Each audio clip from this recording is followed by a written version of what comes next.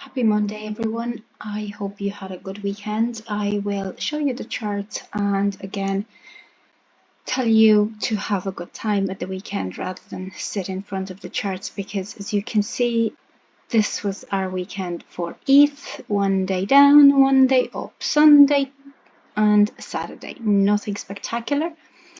Right now we seem to be making a move. However, this is the daily chart for ETH. And until we close below these daily support and resistance levels, nothing is confirmed. You'll hear me say that a lot today. Now, today's session will be a short one because nothing out of the ordinary has happened in the chart. And I have no updates to make when it comes to levels and when it comes to movement or direction. I will just show you the news that's about to come out and point to the main areas, the main days of interest that we need to be either in front of the charts to see how price action is moving, or we need to be securing our positions with nice stop losses. So what is it that we have this week that's making it so tough to read? We have an FOMC meeting. Sorry, there we go, perfect. We have an FOMC meeting on Wednesday when we have the funds rates. The market is expecting, I think it's a 99% expectation from the market to have the rates put up, even though the Fed has already done the hikes that they've promised because of the last meeting where they told the market we're going to continue putting rates up. The market is expecting that. So they're expecting a 25 basis point increase. When the market gets what the market expects, the market lifts. Anything before Wednesday is a setup for what the market is going to do from Wednesday onwards, and it is generally a 3-week trend as far as I have noticed.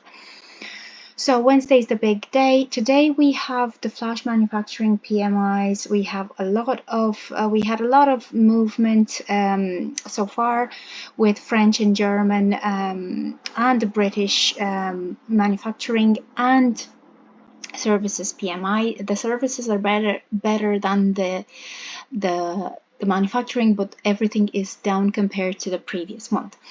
Of course, if that happens, for instance, for the States as well, that's actually I think that will be, the way I see it, a slowdown in the economy is a good thing to encourage disinflation.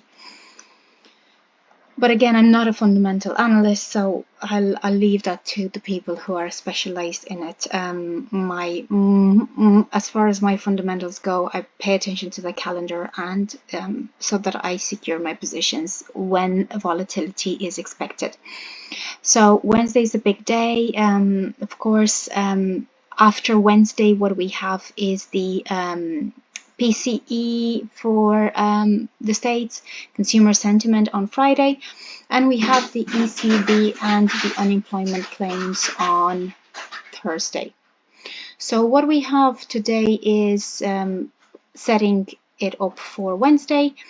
Now, what we seem to have in the daily chart is, again, holding the levels of support and resistance.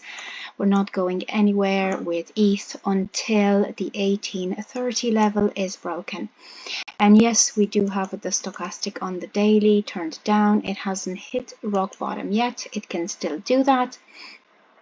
On the weekly, what we have is a leveling out. The weekly hasn't crossed down, so that's why a lot of people are expecting the market to bottom and then to lift.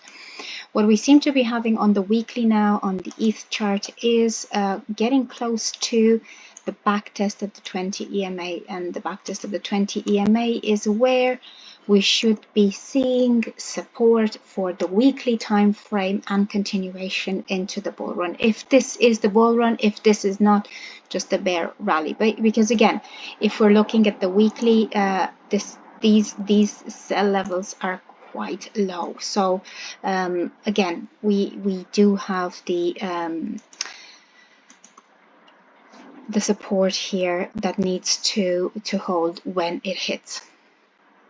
Okay, then what else do we have on the hourly levels? For ETH, we have reached the low ADR of the day, and generally when that happens, there's a bounce between the low ADR and the high ADR. I expected a move down today because generally Monday continues, Friday move, and Friday finished on a down. So Monday generally finishes that, and whatever happens today and tomorrow, again, I expect it to be ranging, and then Wednesday will give us the direction. Now remember, the FOMC is quite a very volatile time.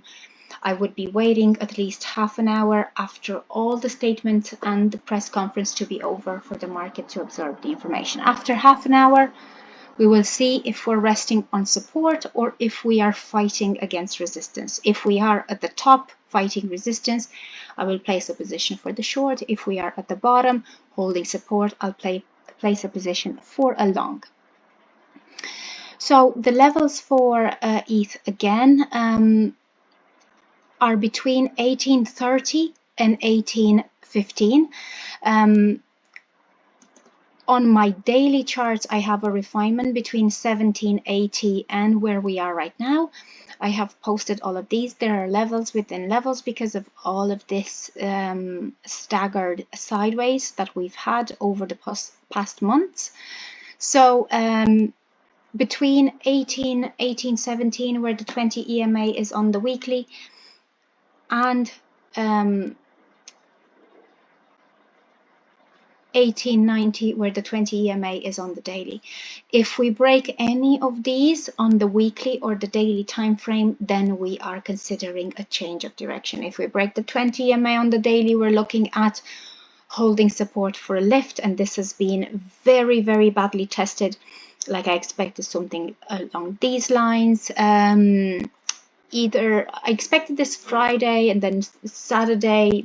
None of these days actually did it because it just kept below it. But look how badly this 20 MA on the daily has been backtested. And generally when it does that, it does so to break it to the upside. So it stays at resistance when it wants to break to the upside. Then we have the same situation for BTC. BTC is right now resting on the 55 on the daily. Again, we are below the daily level, but it is within the same range. We haven't broken that support yet. And we are seeing decreasing selling volumes for now, for today. We haven't closed today yet, so this is not completely done yet. So we're seeing this little bit of a decrease in the volume, and I anticipate that will give a little bounce. But again, we haven't broken the 55 on the daily, and I will be moving to the weekly to show you the support. We can be going as far down as 28, 27.8. There is liquidity around that area. We haven't collected it yet. On Friday, I was telling you I expected it to. And but again, that would be the back test of the 20 and continuation. We are seeing on the weekly the opposite. We're seeing a decrease in the buying difference. So to me, that's not necessarily, this is not a good sign when I'm looking at the sustainability of this. But again, I don't want to be a perma bear or analyze this as from with or without a bias. So I will just be very objective and look at what is holding and what's not holding. So the levels for BTC would be between 27.8 and where we are right now. 30K would be the psychological level to hold for support on the daily, which is the 20 EMA, and then breaking the previous high. Breaking the previous high again shows us that this rally intends to continue. I wanted to keep it horizontal, this one, sorry. Just moving these lines. So everything is the same as before. We are making again a sharp move at the moment. It might be the data that has come out with the PMIs. We are below the M0 and the low ADR for ETH, for BTC, sorry. but we have a lot of indications that this might actually bottom out here. So this might be the dump before the pump. So if we see this pushing up and holding the support of the 20k again, I think this will rehabilitate to the upside. We have money coming in on the 1 hour time frame, and I will be checking the 4 hour. The 4 hour, no, not so much for BTC. It was for XRP only. So that is it from me. It was short and sweet today. I'll keep you updated with posts on a daily basis. Do let me know if you have any questions about your charts and your levels. But here's where we are. I know there are snap moves to either side, and they are made to collect liquidity. It is a liquidity oriented market at the moment. These ranging markets are so, and they're trying to get traders to attach to a position. I am still following the same 1 hour entry time frame strategy. I'm still sticking to the 5%, and as you have seen at the weekend, I have secured, even though I had a great entry here, I have secured it because I anticipated a lift. That lift wouldn't have stopped me out, but it's better to be out and have all of my capital retrieved. This, I paid nothing for this. Because I know that if it wasn't going to break this anytime soon, it was going to do a lift. The 4 hour stock was indicating that, and it did do a lift. Not too much. Again, I would still be right now I would be in the profit, but I'd rather be out with nothing to have paid for this and able to watch this and to follow it as it moves. So thank you for today. I'll be posting this video later, and have a good week. Keep safe and